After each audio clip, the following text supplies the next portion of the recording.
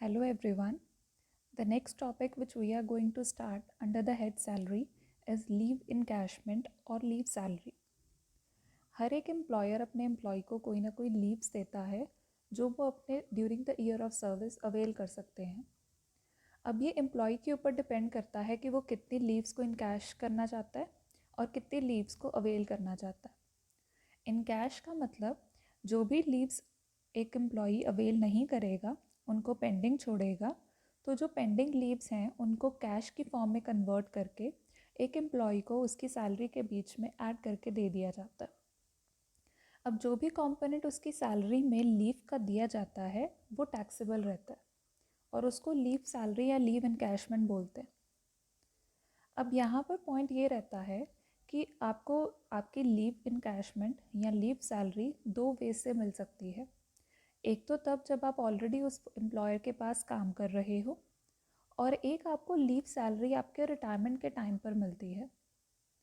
जो leave salary आपको during the year of service मिल रही है वो नॉर्मली टैक्सेबल रहती है, बट जो लीव सैलरी आपको during the time of retirement और आफ्टर रिटायरमेंट मिलती है उसके ऊपर इनकम टैक्स आपको एक एग्जम्पशन देता है और उसका जो भी एग्जम्पशन का सेक्शन है वो रहता है 10 सबसेक्शन 10 AA. ना दिस सेक्शन गवर्न्स कि अगर आपको रिटायरमेंट के टाइम पर कोई भी लीव सैलरी मिल रही है तो उसके ऊपर आपको एग्जम्पशन मिल सकती है. और एग्जम्पशन अब यहाँ पर कैसे अवेल करनी है ये टॉपिक उसी के रिगार्डिंग है. So exemption of amount received by way of encashment of unutilized earned leave on retirement. अगर आपको रिटायरमेंट के टाइम पर अनयूटिलाइज्ड लीव इनकैशमेंट मिल रही है तो उसके रिगार्डिंग आप एग्जम्पशन कैसे ले सकते हो. अब उसके लिए हमारे पास कुछ क्लॉजेज हैं, प्रोविजंस हैं उस क्लॉज के रिगार्डिंग. सबसे पहले अगर तो आप एक गवर्नमेंट एम्प्लॉई हो, आपको जितनी भी लीव इनकैशमेंट मिलती है, लीव सैलरी मिलती है, वो फुली एग्जम्प्ट रहती है अगर आपको वो रिटायरमेंट के टाइम पर मिल रही है. अगर आप नॉन गवर्नमेंट एम्प्लॉई हो तो उसके केसेस में हम ये फॉलोइंग 4 पॉइंट्स में से मिनिमम अमाउंट एग्जम्पशन ले सकते हैं. अब ये नॉन गवर्नमेंट एम्प्लॉयज़ के लिए क्या रहती है. Leave salary received at the time of retirement is exempt from tax to the extent of least of the following. A part है आपका ₹3 लाख. ये एक स्टैचुटरी कंडीशन है कि 3 लाख आप हर एक एम्प्लॉय को दे सकते हो एग्जम्पशन का अगर वो मिनिमम है. So firstly you have to learn this limit. Second रहता है leave salary actual received. Actual amount of leave salary employer ने एम्प्लॉय को कितनी पे की है. Third is 10 months salary on the basis of average salary of last 10 months. जो भी हमारे रिटायरमेंट की डेट से प्रीवियस 10 months हैं हम उनका एवरेज निकालेंगे और उस एवरेज के बेसिस पर 10 months की सैलरी ली जाती है. So you have to take 10 months from the date of retirement. Date of retirement से प्रीवियस 10 months की जो भी सैलरी है उसका एवरेज लेंगे और उस एवरेज सैलरी को 10 months के साथ मल्टीप्लाई करके 10 months की सैलरी निकालेंगे. एक तो वो कंपोनेंट आपका रहेगा और एक फोर्थ कंपोनेंट आपका रहता है cash equipment of leave to the credit of employee at the time of retirement और डेथ. अब ये जो फोर्थ पॉइंट है ये डिपेंड करता है कि आपकी लीव्स अवेलेबल अनयूटिलाइज्ड कितनी है, मींस कितनी आपने यूज़ नहीं की है. लेट्स सपोज एक एम्प्लॉई को during the whole life 500 leaves मिलनी थी और उसमें से उसने 400 अवेल की हैं. तो जो उसने 100 अवेल नहीं की हैं उनके रिगार्डिंग उसकी पेमेंट कितनी बनती थी, ये पॉइंट में हम वो पार्ट निकालेंगे. Credit equivalent of leave to the credit of employee at the time of retirement और डेथ, कि उसके डेथ के कारण या रिटायरमेंट के कारण जो वो लीव्स यूज़ नहीं कर पाया, जो उसकी अभी भी पेंडिंग है या अवेलेबल है, उनकी कैश अमाउंट कितनी बनती है हम वो निकालेंगे. और उनकी जो कैश अमाउंट है किसके बेसिस पर निकाली जाती है, जो पॉइंट हमने थर्ड में निकाला है 10 month सैलरी के बेसिस पर ही हम उसको नॉर्मली निकालते हैं. अब ये कैसे सॉल्व करेंगे, हम जब प्रैक्टिकल क्वेश्चंस करेंगे you will come to know. अब यहाँ पर एक पॉइंट आपको फोर्थ में मेंशन है, earn leave entitlement can not exceed 30 days for every year of actual service rendered for the employer from whose service he has retired. हर एक employee 1 साल के पीछे मैक्सिमम 30 डेज ही लीव इनकैशमेंट ले सकता है. मीन्स अगर कोई भी एम्प्लॉई है उसके पास काफ़ी लीव्स पड़ी हैं जो उसने यूटिलाइज नहीं की, जिनको अब वो लीव सैलरी में कन्वर्ट करवाना चाहता है, तो हर एक साल के पीछे वो मैक्सिमम 30 डेज़ की लीव सैलरी ही अवेल कर सकता है. अगर उसके पास 45 लीव सैलरी लीव अवेलेबल हैं for one particular year, but वो मैक्सिमम 30 ही अवेल कर सकता है, तो जो 15 डेज़ की सैलरी लीव अब उसके पास थी वो वेस्ट चली जाएगी. उसके लिए उसको कोई भी सैलरी पे नहीं की जाएगी. Earned leave entitlement cannot exceed 30 days for every year of actual service rendered for the employer from whose service he has retired, जिसकी सर्विस से वो रिटायर हुआ है. Now there are again certain points. Leave salary जो during the period of service मिलती है वो fully taxable रहती है. सिर्फ रिटायरमेंट के टाइम पर ही जो लीव सैलरी मिली है उसके ऊपर आप कोई ना कोई एग्जाम्पशन देते हो. Where leave salary is received from 2 or more employers in the same year, तो मैक्सिमम एग्जाम्पशन आपकी 3 lakhs है, उससे ज़्यादा नहीं है. अगर 1 साल में 2 एम्प्लॉयर से आप लीव सैलरी रिसीव करते हो, maximum exemption is 3 lakhs. Third point ये कहता है कि आप अगर 2 एम्प्लॉयर से लीव सैलरी रिसीव तो कर रहे हो, बट एक से पहले रिसीव कर रहे हो, एक एम्प्लॉयर से बाद में रिसीव करते हो, तब भी आपकी मैक्सिमम एग्जाम्पशन 3 लाख है. अगर आपने एक एम्प्लॉयर से लीव सैलरी रिसीव करते वक्त 1,30,000 की एग्जाम्पशन ले ली थी, तो 3 लाख में से 1,30,000 आप ऑलरेडी यूज़ कर चुके हो. अब आप जो मैक्सिमम एग्जाम्पशन ले सकते हो वो सिर्फ और सिर्फ 1,70,000 ही रहेगा. Means 3 lakh is the maximum limit. आप उनको जैसे मर्जी प्रोपोर्शन में डिवाइड करो, that is up to you. आप जितना यूटिलाइज कर चुके हो दूसरे एम्प्लॉयर से आप पेंडिंग अमाउंट ही एग्जम्प्ट करवा सकते हो. अब यहाँ पर आपने जो सैलरी का मीनिंग लेना है वो भी डिफाइन किया गया है. बेसिक सैलरी है, डीएनएस अलाउंस है. डीएनएस अलाउंस तभी है अगर वो रिटायरमेंट बेनिफिट्स का पार्ट है, और कमीशन आपने तभी लेनी है अगर वो टर्नओवर के ऊपर बेस्ड है. अगर नॉर्मल कमीशन है then you will not take, but if the commission is given as a percentage of turnover, only then you have to take the commission. अब एवरेज सैलरी हम कैसे निकालेंगे? रिटायरमेंट से प्रीवियस जो भी 10 मंथ्स हैं उनकी आप एवरेज सैलरी लोगे और उसको मल्टीप्लाई करोगे जितने नंबर ऑफ मंथ्स की आपको सैलरी चाहिए. This is the main concept of leave salary और leave encashment. It is given here in the table as well. अगर during the period of service receive हो फुली टैक्सेबल है. अगर retirement के time पर मिले, सुपर एनुएशन और डेथ के कारण, तो आपके बाकी के केस रहते. गवर्नमेंट के ऊपर कोई भी टैक्स नहीं लगता है, बट अगर नॉन गवर्नमेंट एम्प्लॉई है फिर उनके ऊपर आपको 4 मेन कंडीशंस के थ्रू चेक करना होगा.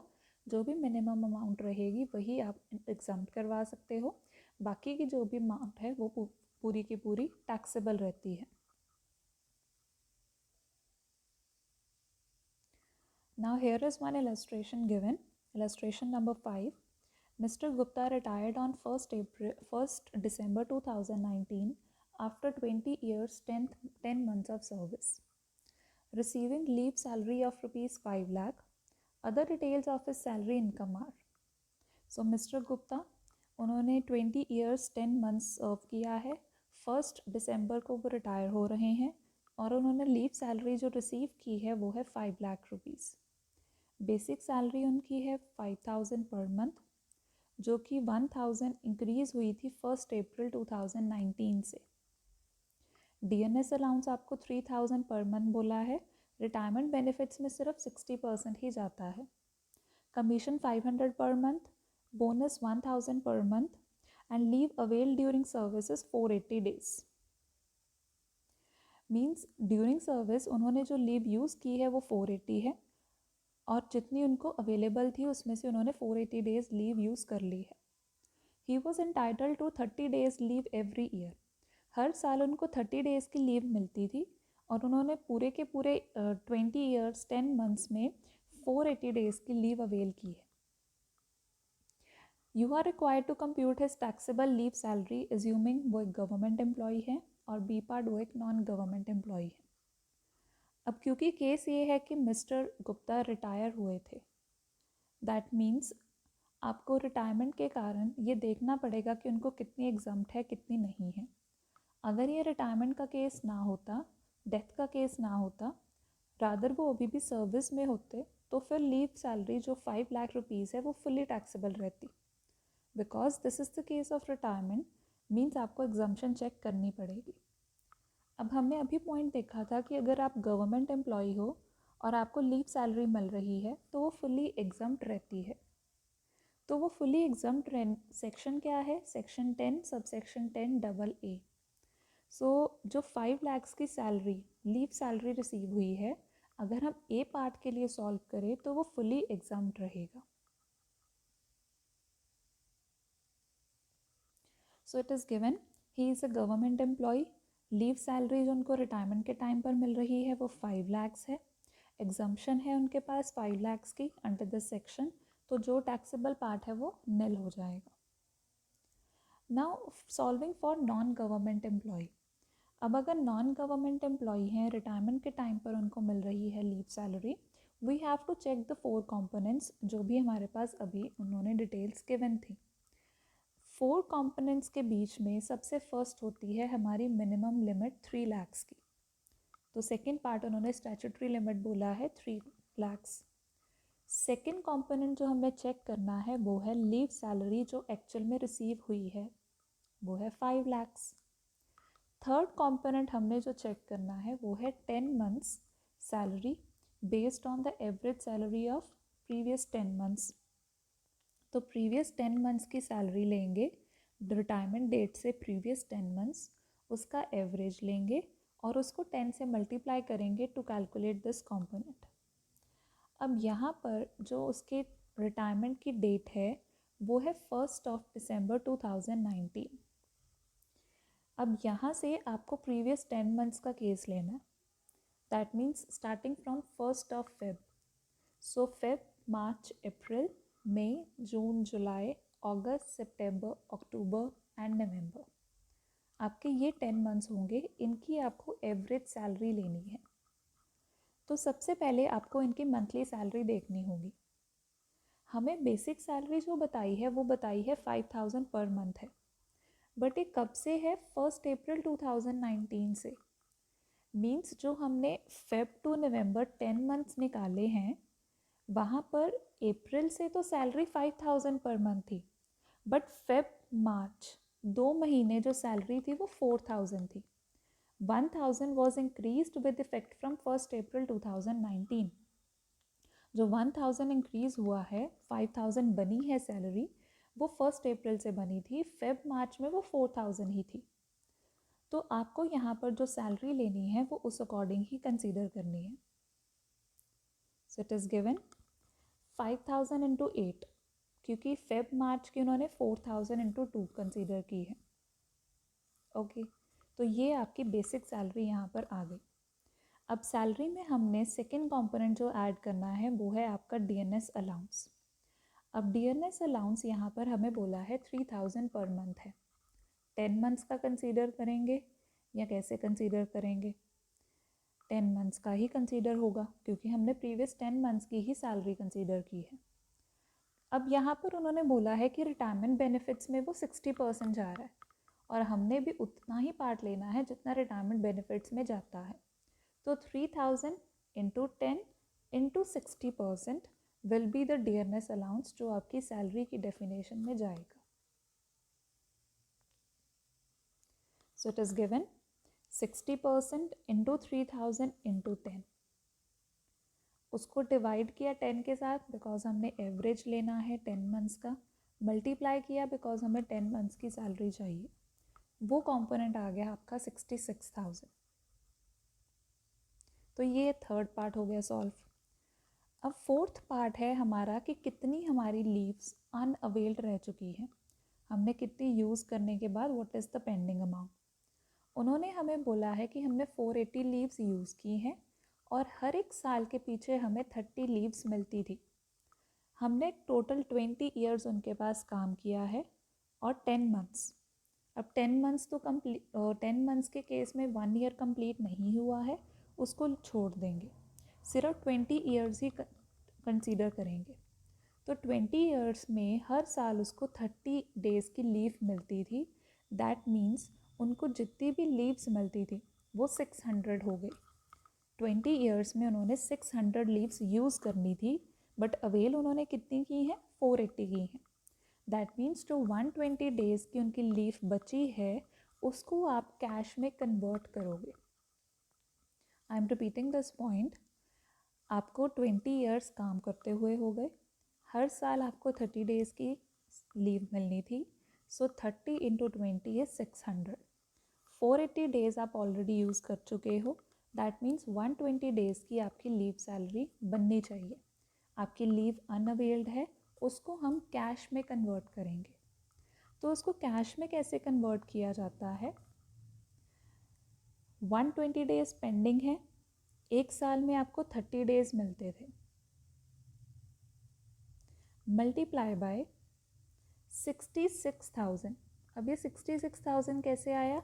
हमने अभी प्रीवियस कंपोनेंट में निकाला है। आप हमेशा एवरेज सैलरी पर मंथ ही कंसीडर करोगे। अब जो 66,000 हमने निकाला था वो पर मंथ नहीं था, वो था 10 मंथ्स की एवरेज सैलरी।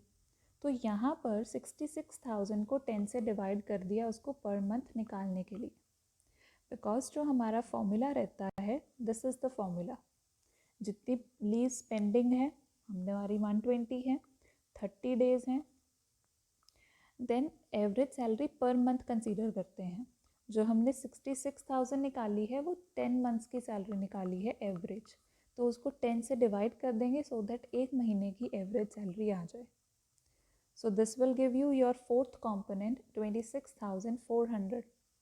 अब आपने क्या करना है? मिनिमम चूज़ करना है जो एग्जाम्पशन लेनी है। अब इस केस में जो मिनिमम है वो है 26,400। तो आपके पास जो 5 लाख रुपीज़ रिसीव हुए हैं नॉन गवर्नमेंट एम्प्लॉय को, उसमें 26,400 एग्जाम्प्ट हो जाएंगे और बाकी का पार्ट आपका टैक्सेबल होगा 4,73,600। So these are the two cases of the different types of employees.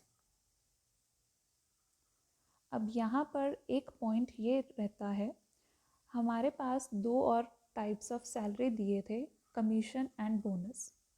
Bonus हमने नहीं कंसीडर किया क्योंकि वो सैलरी की डेफिनेशन में नहीं आता। कमीशन हमने इस वजह से कंसीडर नहीं किया क्योंकि वो पर मंथ बेसिस पर था, सेल्स की परसेंटेज की फॉर्म में नहीं था। अगर ये पर मंथ बेसिस में ना दिया होता, रादर बोला होता it should be 60% of turnover, 50% of turnover और वॉट एवर द केसेस, उसको तभी कंसीडर करते हैं। पर मंथ कमीशन को कभी भी कंसीडर नहीं किया जाता। So this is the concept of leave encashment और लीव सैलरी।